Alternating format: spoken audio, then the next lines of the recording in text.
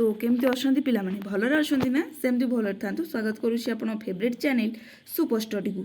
तो पिलाने आपणकर +3 सेकेंड सेमिस्टर जो हिस्ट्री ऑनर्स पिला हो गले आम से हिस्ट्री ऑनर्स पिलांकर कोर पेपर 3 जो रहीगला से कोर पेपर 3 रो 5 मार्क आउ long question already selection provide कर देछि। जदि भी आपण देखि ना ताले चैनल रो वीडियो लिस्ट को जीवे सेठी अपलोड हेछि सेठी हमें देखि परिबे जो सिलेक्शनटा फॉर ऑल यूनिवर्सिटी आपण जो यूनिवर्सिटी रही तांदु सेही सिलेक्शन को पढ़ी जाई परिबे। तो एठी पिला माने आपणकर सेकेंड पेपर पेपर आईवी एटा टिके मिस्टेक हे जेछि पेपर आईवी बा कोर पेपर 4 रे अछि history of Europe and Islamic world. तो देखिबा तमरो फर्स्ट यूनिट 1 रो कोन फर्स्ट क्वेश्चन रहला कि explain the polity society and economy of ancient Rome. तो प्राचीन रोम रो राजनीति समाज और अर्थनीति ऊपर तमे व्याख्या कर।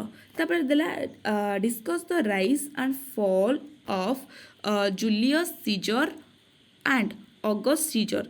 तो से जाऊँगी कि जूलियस सीजर आउ ऑगस्ट सीजर को उत्थान आउ पतन केमी थिला से विषय तुम आलोचना कर। ठीक अच्छे तापर जी नेक्स्ट क्वेश्चन को कि explain the cultural development in Asian Rome. तो प्राचीनिक रोम रे बा प्राचीन रोम रे सांस्कृतिक विकास केमिति हेछि से विषय लिखा लगी देछि। तापर आसला यूनिट 2 तुम से यूनिट 2 रे कौन थिला कि discuss the origin feature and decline of feudalism जहाँ आम कहे कि सामंतवादर उत्पत्ति केमी थिला वैशिष्ट्य केमी थिला आउ पतन केमी थिला से विषय तुम आलोचना करवा। तापर देला explain the agriculture production under feudalism. तो से तो कहूँ कि सामंतवाद समय रे बा सामंतवाद जो टाइम रे चली से टाइम रे कृषि उत्पादन केमिति थिला से विषय तुम व्याख्या करबो। तापर क्वेश्चन देला तापर क्वेश्चन कौन है कि discuss the growth of town and trade in medieval Europe. तो से कहूँ मध्ययुगीय यूरोप रे सहर आउ वाणिज्य ट्रेड वाणिज्य विकास किपरि होइतिला से संपर्क रे तुम आलोचना करिवो।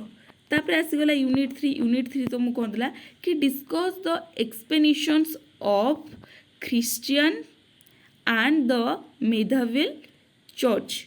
से कहूँ कौन कि ख्रीष्ट धर्म और मध्ययुगीय चर्च रो विस्तार केमिति होइछि से विषय लेखो। एटी 5 मार्किया पकईदेव कि ख्रीष्ट धर्म रो विस्तार केमिति होइछि मध्ययुगीय चर्च रो केमिति विस्तार होइछि से विषय भी तुमको क्वेश्चन करदेव। तो explain the monasticism and the importance कि दूजी कि सन्यासी परंपरा जहाँ से जो सन्यासी परंपरा और यार गुरुत्व कौन रहा से विषय तुम व्याख्या कर। सन्यासी परंपरा आम क्या कहवा आउ तार इम्पोर्टेंस कौन रोचे।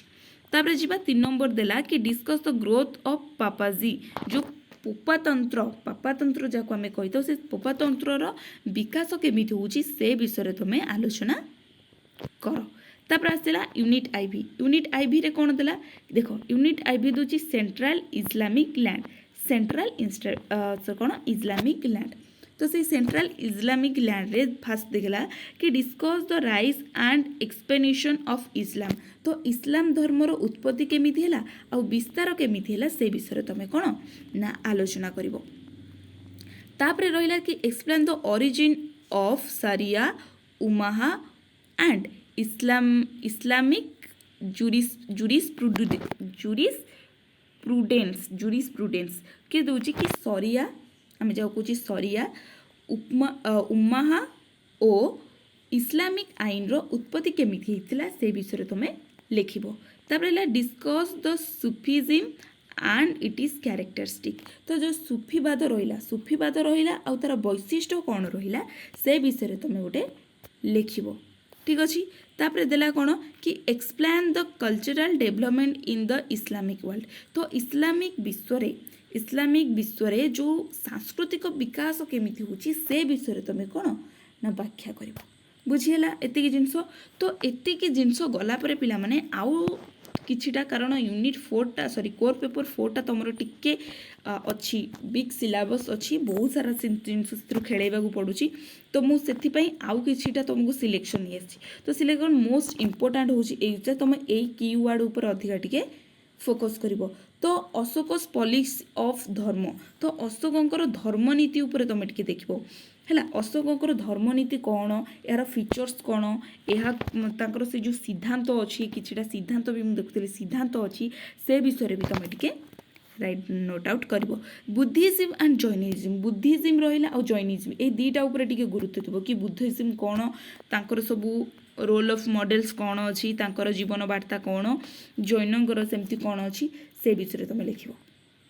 ତାପରେ ଗୁପ୍ତା ଏଜ୍ ଯେଉଁ ରହିଲା literary and scientific development, Gupta ଯୁଗର ଯେଉଁ ସାହିତ୍ୟିକ ଆଉ ବୈଜ୍ଞାନିକ ଡେଭଲପମେଣ୍ଟ ରହିଲା, ବିକାଶ ରହିଲା, ସେ ବିଷୟରେ ତୁମେ ଟିକେ ଲେଖିବ।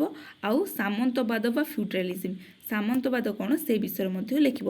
ତାପରେ ରାଇଜ୍ ଆଣ୍ଡ ଏକ୍ସପେନିସନ୍ ଅଫ୍ ଇସଲାମ, ଇସଲାମର ଉତ୍ପତ୍ତି ଆଉ ବିସ୍ତାର ଉପରେ ମଧ୍ୟ ଗୁରୁତ୍ୱ, ଉପରେ ବି ମୁଁ ସେସବୁ ଜିନିଷ ଦେଇଛି, ବଟ୍ ଏଇ ଜିନିଷ ଉପରେ ଟିକେ ଅଧିକା ଟିକେ ଗୁରୁତ୍ୱ ଦେଲେ କ'ଣ ହେବ ନା ଟିକେ ତୁମମାନଙ୍କର ଭଲସେ ମନ ରହିବ। ଆକ୍ଚୁଆଲି ମାନେ ଏଇଟା ଟିକେ ଇମ୍ପୋର୍ଟାଣ୍ଟ ଅଛି, ତ ସେଥିଲାଗି କହୁଛି ଆରି ଉପରେ ଟିକେ ଇମ୍ପୋର୍ଟାନ୍ସ ଦିଅ। ତାପରେ ଲାଷ୍ଟ ହେଲା ଏସିଆନ୍ ରୋମ୍, ଯେଉଁଠି ଅଛି ପଲିଟିକ୍ସ, ସୋସାଇଟି ଆଉ ଇକୋନୋମି। ଯେଉଁ ପ୍ରାଚୀନ ରୋମ୍ ରହିଲା ସେଥିରେ ପଲିଟିକ୍ କେମିତି ରହୁଛି, ସୋସାଇଟି ସମାଜ କେମିତି ରହୁଛି, ଆଉ ଇକୋନୋମିକ୍ ଅର୍ଥନୀତି କେମିତି ରହୁଛି, ସେ ବିଷୟରେ ଟିକେ ଆଲୋଚନା କରିବ। ତ ଏଇଟା ରହୁଛି ତୁମର ହିଷ୍ଟ୍ରି। ହିଷ୍ଟ୍ରିରେ ତ ମୁଁ ଅଲରେଡ଼ି ଆପଣଙ୍କୁ 1 ମାର୍କିଆ 2 ମାର୍କିଆ ଆଲୋଚନା କରିଦେଇଥିଲି, ଆଉ 5 ମାର୍କିଆ ଆଉ ଲଙ୍ଗ କୋଶ୍ଚିନ୍ ବି ତୁମମାନଙ୍କୁ ଟେଲିଗ୍ରାମ ଚ୍ୟାନେଲରେ ଅପଲୋଡ଼ କରିଦେଇଥିଲି। ତ ତୁମେ ଯାଇ ସେଇଠୁ 5 ମାର୍କିଆ ଆଉ ଲଙ୍ଗ କୋଶ୍ଚିନ୍ ବି ଦେଖିପାରିବ। ଆଉ ବାକି ଚ୍ୟାନେଲର ପ୍ଲେଲିଷ୍ଟରେ ତୁମେମାନେ 1 ମାର୍କିଆ 2 ମାର୍କିଆ ଦେଖିପାରିବ। ତ ଆଶା କରୁଛି ଭିଡ଼ିଓଟି ବହୁତ ହେଲ୍ପଫୁଲ୍ ହେଇଥିବ। ଆଉ ଯଦି ଆପଣମାନଙ୍କର କିଛି ପ୍ରୋବ୍ଲେମ୍ ରହୁଛି କି କିଛି ବି କ'ଣ ରହୁଛି ତାହେଲେ ମୋତେ କମେଣ୍ଟ କରିପାରିବେ। ଠିକ୍ ଅଛି, ତ ରହିଲି, ନମସ୍କାର, ଜୟ ଜଗନ୍ନାଥ।